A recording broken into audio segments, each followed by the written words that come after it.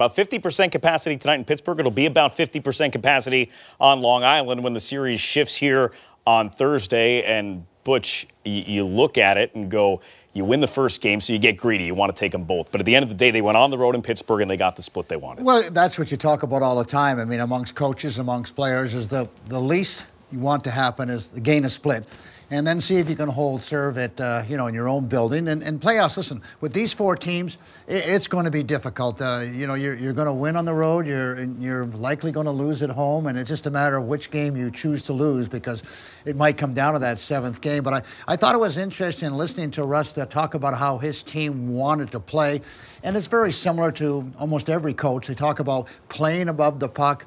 And, of course, if you chip and chase like the Penguins did most of the night, except, unless they had an opportunity to carry it in, aren't you really staying above the puck? And so that makes a lot of sense to me. They have great respect for the Islanders' transition game. So they didn't want to let them run through the neutral zone and create a lot of opportunities like they did in that third period. So they executed extremely well, and the Islanders didn't get a lot done offensively.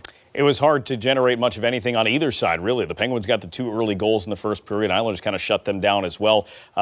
Special teams in the postseason, especially the penalty kill. You don't want to have to use it, but you're going to need it at some point. And the penalty kill might be one of the highlights of these 2 games for the Islanders. I think that that's one of the reasons. Certainly, the Islanders have been able to win one of the game.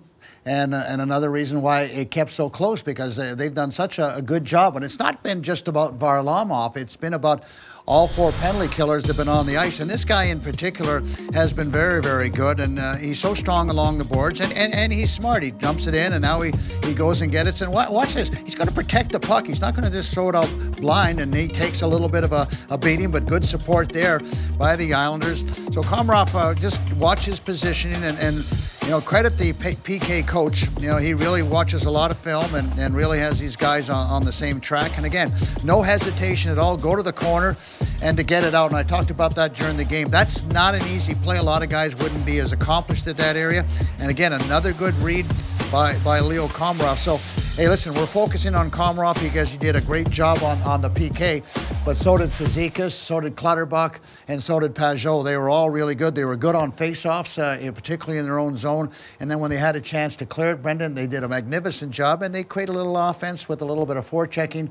I don't have enough time to talk about the defense because obviously they did a good job along with Varlamov, but certainly the penalty killing was excellent again, and that's going to give them a chance because they're going to have to kill some penalties, to win this series.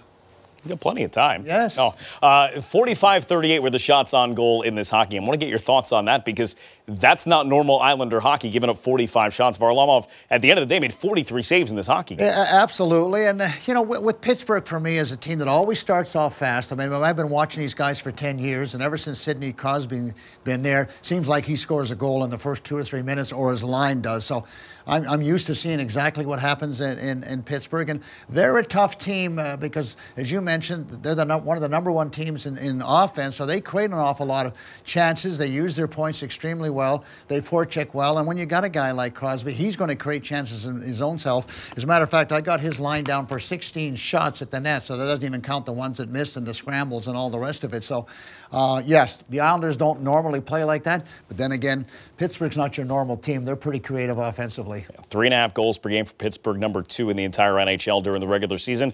Islanders hold them to just 2 goals tonight and none after the first period. Still can't find a way to win.